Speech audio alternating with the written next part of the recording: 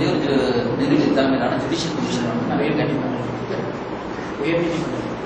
இந்த முழு ஆயுசு ஏதாவது இடையூறுல தான் வந்து இல்லை, எங்களுக்கு ஒன்றும் பிரச்சனை கிடையாது. 144 நிச்சயம் நாங்கள் போயிடலாம் அதை பார்க்கணும். காவல்துறையிலேருந்து எப்படி ஒத்துழைப்பு கொடுத்தாங்களா? காவல்துறையிலிருந்து ஒத்துழைப்பு கொடுக்கல. நம்ம வந்து இன்வெஸ்டிகேஷன் இருக்கு, நாங்கள் பேச முடியாதுன்னு சொன்னாங்க. அது குறித்து நாங்கள் கண்டனம் பண்ணுவோம். ஏன்னா இப்போ தருமபுரி உட்பட தருமபுரியில் வந்து கிட்டத்தட்ட நாங்கள் அஸ்ராக்காரர்கிட்ட கிட்டத்தட்ட 1 மணி நேரம் நாங்கள் பேசணும்.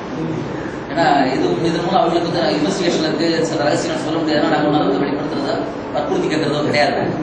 அதே போல வந்து காவல்துறையினுடைய கருத்துக்கள் வந்து இப்போ நீங்கள் வந்து எங்களுக்கு வந்து மூலம் வெளியில் போனால் அவங்க ஒன்றும் பிரச்சனை நல்லதான் நிறைய கருத்து கிடையாது. அந்த வகையில் வந்து ஆனால் பொதுவாக வந்து எங்களுக்கு போராட்டங்களும் ஒத்துழைப்பு தான் காவல்துறையினால் ஒன்றும் பிரச்சனை இல்லை. அந்த என்கவுண்டருக்குள்ளலாம் தரம் நடந்து இருந்தால் கூட மற்றபடி வந்து ஆனால் இந்த தடவை பண்ணியிருக்காங்க. அந்த மாதிரி தேவையில்லாத விஷயம் எந்த தகவலும் தரலாம். பிரச்சனைக்கு அப்புறம் தமிழக அரசுடைய நடவடிக்கை எப்படி பார்க்குறீங்க? பிரச்சனைக்கு அப்புறம் அதுதான் நாங்கள் பிடிச்சிருக்கோம். பிரச்சனைக்கு அப்புறம் வந்து முதல்ல அரசு பண்ணியிருக்காங்க.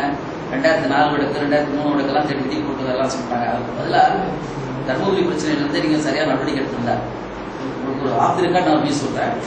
150 பேர் ரொம்ப ரொம்ப சுட்டி காட்டியிருந்தாங்க. ஒரு பசுமாடு சினையோட இருக்கக்கூடிய ஒரு பசுமாடு எரிஞ்சு இதாக இருக்கு அப்படின்னு உங்க அறிக்கையில் அதை பற்றி எதுவுமே இல்லையே, என்ன காரணம்? ஒன்றும் குறிப்பிட்ட காரணம் கிடையாது. அது நடந்தது ஒன்றுனா 2 பத்திரிகையில் ஃபோட்டோ இருந்துச்சு. அது ஒன்றும் ரகசியம் கிடையாது.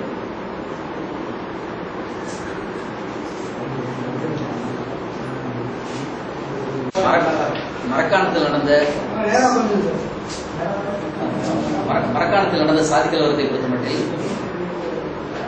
கடந்த ஓராண்டு காலமாகவே பாமகவினரும் வன்னியர் சங்கத்தினரும் தர்மபுரியை ஒட்டி தொடர்ச்சியாக தலித்துகளுக்கு எதிரான சாதி வெறுப்பு கருத்துக்களை பேசியும் மாநாடு நடத்தியும் வந்து கொண்டிருந்ததனுடைய ஒரு உச்சபட்சமான விளைவு தான் இது. அரசாங்கம் முன்கூட்டியே இதை எதிர்பார்த்து நடவடிக்கைகளை மேற்கொண்டிருந்தால் இது தடுக்கப்பட்டிருக்கும். இறுதி நேரத்தில் அவர்கள் மேற்கொண்ட நடவடிக்கைகள் மேலும் குழப்பத்தை விளைவிப்பதாகத்தான் இருந்தது. இன்று 7 வீடுகள் இங்கே எரிக்கப்பட்டிருக்கின்றன. ஒரு தலித் கொல்லப்பட்டிருக்கிறார். அதே போல பாமக தரப்பிலும் ஒருவர் கொல்லப்பட்டிருக்கிறார். இது குறித்து முறையான விசாரணை நடத்தப்பட்டு குற்றவாளிகள் தண்டிக்கப்பட வேண்டும். இந்த நிகழ்ச்சிக்கு பிறகும் கூட நடந்த சித்திரை திருவிழா மாநாட்டில் டாக்டர் ராமதாஸ் உட்பட்ட பாமக தலைவர்களும் வன்னியர் சங்க தலைவர்களும் சாதி விருப்பு கருத்துக்களையும் தலித் சாதியினரை இழிவுபடுத்தி பேசியிருக்கிறார்கள். அவர்கள் மீது புதிய பிரிவுகளின் கீழ் வன்கொடுமை தடுப்பு சட்டம் உட்பட பிரயோகிக்கப்பட்டு நடவடிக்கை எடுக்கப்பட வேண்டும். மேலும் சில ஆண்டுகளுக்கு இந்த சித்திரை திருவிழா போன்ற சாதி வெறி திருவிழாக்களை அரசாங்கம் தடை செய்ய வேண்டும். இழந்த எரிக்கப்பட்ட வீடு அதேபோல கிராமப்புறங்களில் இந்த நடவடிக்கைகள் எந்தெந்த பிரிவுகளின் பிடிப்பு வரும், என்ன தண்டனை என்பது குறித்த போர்டுகள் நிரந்தரமாக வைக்கப்பட வேண்டும். இதுவும் என்னுடைய கருத்து. வந்திருக்கக்கூடிய அவ்வளவுமே மிக முக்கியமான மனித உரிமை நடவடிக்கைகளில் நீண்ட காலமாக தங்களை ஈடுபடுத்திக் கொண்டவர்கள் இழப்பீடு வந்து அந்த கட்சியிலிருந்து வசூலிக்கிற கோரிக்கை இல்லையே. அது மாதிரியான ப்ரொவிஷன்ஸ் வந்து நீங்க வன்கொடுமை சட்டத்தில் இருக்கு, அப்படி செய்யலாம். இது வந்து ஒரு கிராமத்திற்குள் ஒரு ஜாதியினர் ஒரு ஜாதியினர் தாக்கும் பொழுது யாரை தாக்கினார்கள் மொத்தமாக கலெக்டிவ் ஃபைன் போடலாம் வாய்ப்பு இருக்குது. இப்போ இது மாதிரி வந்து பல்வேறு இடங்கள்ல இருந்து வந்து யார் தாக்கினாங்கன்னே தெரியாத நிலையில் அது எந்த அளவுக்கு சாத்தியம் இல்லை. ஒருவேளை வந்து அது மாதிரி அந்த குறிப்பிட்ட அரசு கட்சியாக குறிப்பிட்ட வன்னியர் சங்கம் ஒரு அமைப்பு தான் காரணம்னு சொல்லி அதன் மீது இழப்பீடு வழங்குவதற்கான வாய்ப்புகள் இருக்குமானால் அரசாங்கம் அது குறித்து நீங்கள் வந்து லீகல் கன்சல்டேஷன் பண்ணி நடத்தணுன்றதுல எங்களுக்கு கருத்துமாக ராமதாஸ் சொல்லும்போது வந்து விடுதலை சிறுத்தைகள் கட்சியை சேர்ந்தவங்க தான் எங்களை தாக்குனாங்க அப்படின்னா இந்த அறிக்கை முழுவதுமே தலித் மக்கள் அப்படின்றது அப்படி சொல்ல முடியாது. நீங்கள் வந்து நீங்கள் விடுதலை தலித்து மக்கள் அத்தனை பேர் விடுதலை சிறுத்தைகள் இருக்காங்கன்னு சொல்ல முடியாது. தலித் பல்வேறு அரசியல் அமைப்புகள் இருக்கக்கூடியவங்க இருக்காங்க. யாராக இருந்தாலும் விடுதலை சிறுத்தைகள் மாற்றம் இல்லை, யாராக இருந்தாலும் பாதிக்கப்பட்டவர்களுக்கு நியாயம் வழங்கப்படணும். அது மாத்திரம் இல்லை, திருப்பி தாக்குதல் வந்து நடந்தது. அது வந்து நாங்களும் குறிப்பிட்டிருக்கோம். நாங்கள் வந்து எங்களுக்கு தெரிந்த உண்மையிலே மறைக்கிறதே கிடையாது. எங்கே நடந்திருக்குன்னு பார்த்தீங்கன்னா நீங்கள் அந்த கட்டை தெருவில் நடக்கல, நடக்கிறது சாத்தியமும் இல்லை. அது வந்து அந்த பூரிமேடுங்கிற பகுதியில் நடந்தது. அந்த பூரிமேடுலையும் நடந்தது யாருன்னு பார்த்தீங்கன்னா வெறும் தலித்துகள் கிடையாது, வெளியிலிருந்து வராங்க தாக்குறாங்கன்னு சொல்லி அங்கே இருக்கக்கூடிய வன்னியர்களும் சேர்த்தாங்க. உள்ளூர் வன்னியர்களும் அவங்களை தாக்கிட்டு சம்பவம் நடந்தது. அதுதான் வந்து நீங்க அந்த தரப்புல வந்து என்னன்னா அந்த தலித்துகள் விடுதலை சிறுத்தைகள் எங்களை தாக்குறாங்கன்னு சொல்லி நீங்க வெப்சைட்லாம் நீங்க பார்த்துக்கலாம் சார். அது வந்து வேற ஒன்றும் கூறிமெண்ட்ல நடந்த ஒரு சின்ன ஒரு அது நீங்க அவங்க அடிக்கிறாங்க. அப்போ வந்து ஒரு ரியாக்ஷன் நடந்திருக்குது. அதுல ஃபார்ச்சுனேட்லி வந்து என்னன்னா 3 பேரும் சமமா இருக்கக்கூடிய ஒரு இடம் கட்டை தட்டா வந்து தலித்துகள் மாற்றம் எல்லாருமே குதிச்சு எடுத்து வந்து திருப்பி தாக்கிடும். அதனால தான் அங்கே வந்து லாஸ் குறையுது. இல்லாட்டா அங்கேயும் லாஸ் அதிகமாக இருக்கும். அங்கே வந்து நீங்க வந்து ஒரு ஃபேன்சி ஸ்டோரும் பள்ளிவாசல் பெரிய தாக்குதல் அவமானப்படுறது மட்டும்தான். அந்த கறிக்கடை ஏதோ ஒரு தீர்த்து கொட்டுகிறாங்க. பெரிய அளவு தாக்குதல் எல்லாம் வந்து திருப்பி தாக்கிதான் காரணம். சார் இப்போ தமிழகத்தில் வந்து கடந்த 2 ஆண்டுகளில் பார்த்தீங்கன்னா ராமநாதபுரம் கலவரம், அதே போல் வந்து கடலூர், தர்மபுரி, இப்போ மரக்காணம் அப்படின்னு சொல்லிட்டு இந்த ஜாதி மோதல் பிரச்சனை கலவரம் வந்து அதிகமாகிட்டே இருக்கு. இதை தடுக்குவதற்கு தமிழக அரசு ஒரு உறுதியான நடவடிக்கை மேற்கொள்வதற்கு உங்களுடைய குழு என்ன கருத்து சொல்லுங்க? எனக்கு நீங்கள் ஆய்வு பண்ணிக்கிறீங்க, பல பேர் இந்த கமிட்டி தான் வந்து பல குழுக்கள் போட்டு 2 பக்கமும் வந்து கருத்து வந்து கேட்குறீங்க. அப்போ இது போன்ற சூழலில் உறுதியான நடவடிக்கை எடுக்கிறது தமிழக அரசு உங்களுடைய கோரிக்கை. இந்த தலித்துகளை தனிமை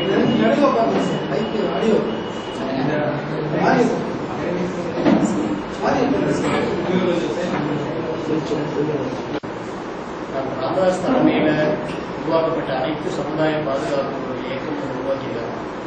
தலித்துகளுக்கு எதிராக தொடர்ந்து அந்த பிரச்சாரம் பண்ணிட்டு இருக்குது.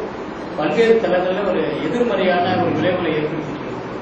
குறிப்பா பாத்தீங்கன்னா கடலூர் மாவட்டத்துல கடந்த ஒரு 3 மாசத்துல 7 குழந்தை திருமணங்கள் வந்து மாவட்ட நிர்வாகம் வந்து தடுத்து நிற்கிறது.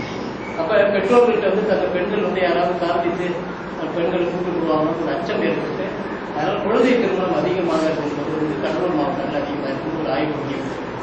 இப்ப இது போல பாத்தீங்கன்னா தலித்து அல்லாத சமூகங்கள் மத்தியில் தலித்துக்கு எதிரான வந்து ஒரு கருத்தை உருவாக்குவதற்கு சட்டப்படி தடுப்பதற்கு நடவடிக்கை. குறிப்பா 153A ஒரு சமூகத்துக்கு எதிராக கருத்தை தெரிவிப்பதோ பேசுவதோ அதன் சமூகத்தை தனிமைப்படுத்துவதற்கான சட்டப்பிரிவு.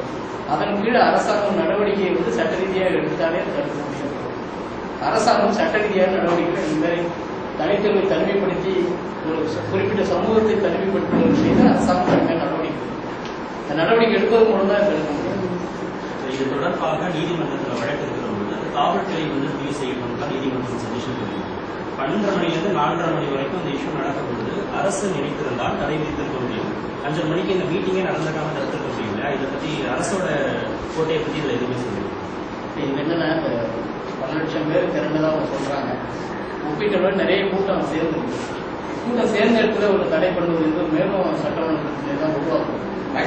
முன்னெச்சரிக்கையா வந்து அரசாங்கம் செஞ்சிருக்கலாம்னு சொல்றாங்க.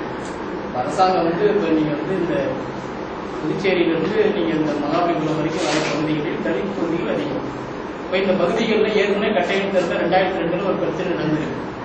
அப்ப அந்த பிரச்சனை எல்லாம் கணக்கெடுத்து ஓரளவுக்கு பாதுகாப்பை அதிகப்படுத்தியிருந்தா இந்த பிரச்சனை தவிர்த்திருப்பாங்க.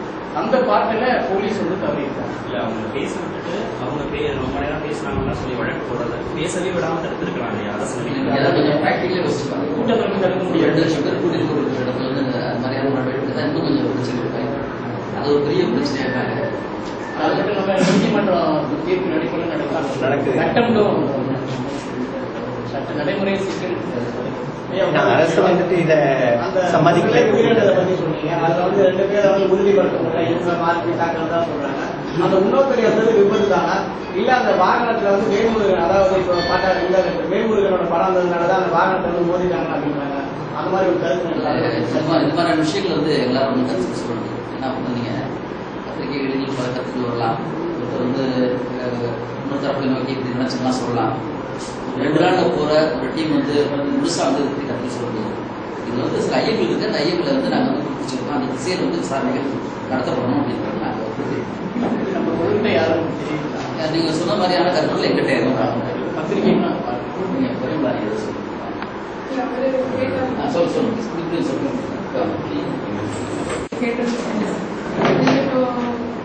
தேவர் ஜெயந்தி ஒட்டி கர்மக்குடியில வந்து இந்த வருஷம் பார்த்தீங்கன்னா ஒரு 9 கொலைகள் வந்து நடந்திருக்காங்க. அதுக்கப்புறம் பார்த்தீங்கன்னா இங்கே தர்மபுரியில வந்து கலவரம் நடந்திருக்கு. இப்போ இங்கே மரக்காணத்தில் நடந்திருக்கு. இந்த 3 இடத்துலையும் வந்து ஃபேக்ட் ஃபைண்டிங் போயிருக்காங்க.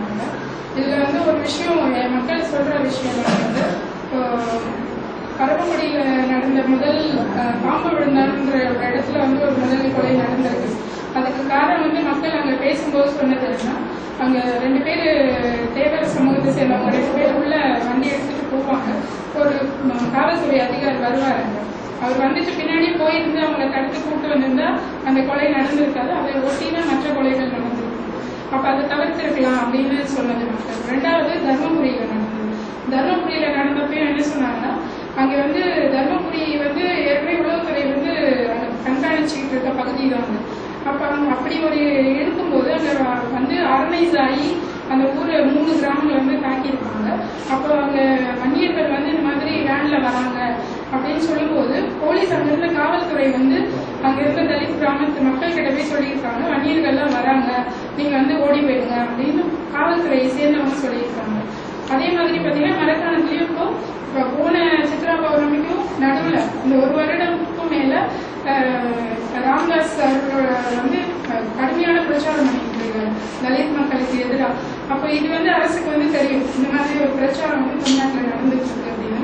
அதே மாதிரி சித்ரா பௌர்ணமிக்கு மாமல்லபுரம் வரவங்க வந்து பாண்டிச்சேரி அந்த இந்த ஈசிஆர் ரோடு வழியா தான் வரணும் அவங்க எல்லாருமே. 1/2 கிலோமீட்டருக்கு ஒரு இடத்துல ஒரு போலீஸ் நிறுத்திருந்தாங்க அப்படின்னு சொன்னாங்க. அப்ப இது எந்த அளவுக்கு வன்முறையா மாறும், ஏற்கனவே தர்மபுரியில நடந்திருக்கு. இப்ப இங்க எந்த அளவுக்கு வன்முறையா மாறும் அப்படின்னு அரசுக்கு கண்டிப்பா தெரிஞ்சிருக்கும். ஸோ இப்போ 3 இடத்துலையுமே வந்து காவல்துறை வந்து ரொம்ப அலட்சியமா இருந்திருக்காங்க அப்படிங்கிறது. ஆனா இதுவே நீங்க பாத்தீங்கன்னா கூடங்குளத்துல வந்து மக்கள் போராட்டம் நடத்துறாங்க. 1.5 வருஷத்துக்கு மேல இது வரைக்கும் அமைதி வழியில தான் நடந்துருக்கு.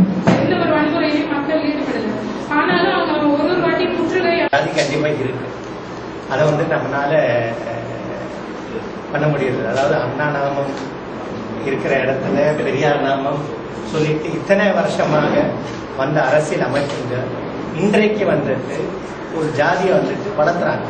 இது வந்துட்டு ராமதாஸ் மட்டும் இல்லை, அனைத்து அரசியல் அமைப்புகளும் இன்றைக்கு வந்துட்டு ஜாதி அடிப்படையில் தான் தேர்தலே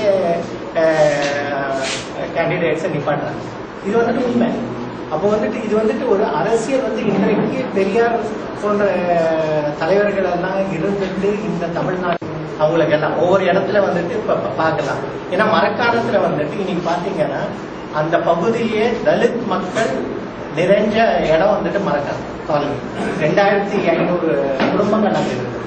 மற்ற அனைத்து ஜாதியும் ரொம்ப கம்மியான இடம்.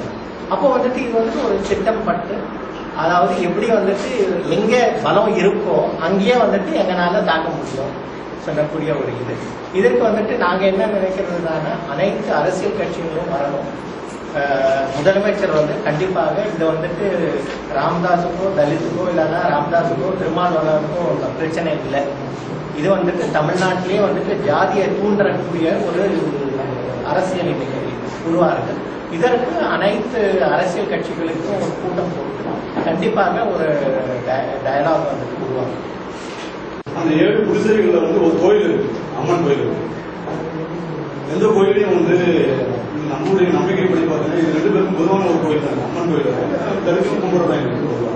கோயிலை வந்து எரிக்கக்கூடிய அளவுக்கு யாரும் வந்து இந்த சீமோட ஒருத்தர் போறாங்க. போதனை வந்து செருப்பு காரோட அந்த எரிஞ்ச குடிசைக்குள்ள போறாங்க. போதனை வந்து செருப்பு காரை கைட்டு வச்சுக்கோங்க அப்படின்னு சொல்றாங்க. எரிஞ்ச குடிசைக்குள்ள போறதுல கூட வந்து அவங்க என்ன சொல்றாங்க, எரிஞ்ச கோயிலுக்குள்ள போறதுனா செருப்பு காரோட போவாதீங்கன்னு சொல்லக்கூடிய நம்பிக்கை உள்ள இருக்கிறது. அந்த கோயில அவங்களே அவங்க கட்டின கோயில அவங்களே இருக்க முடியாது. இது முழுக்கவே பொய்.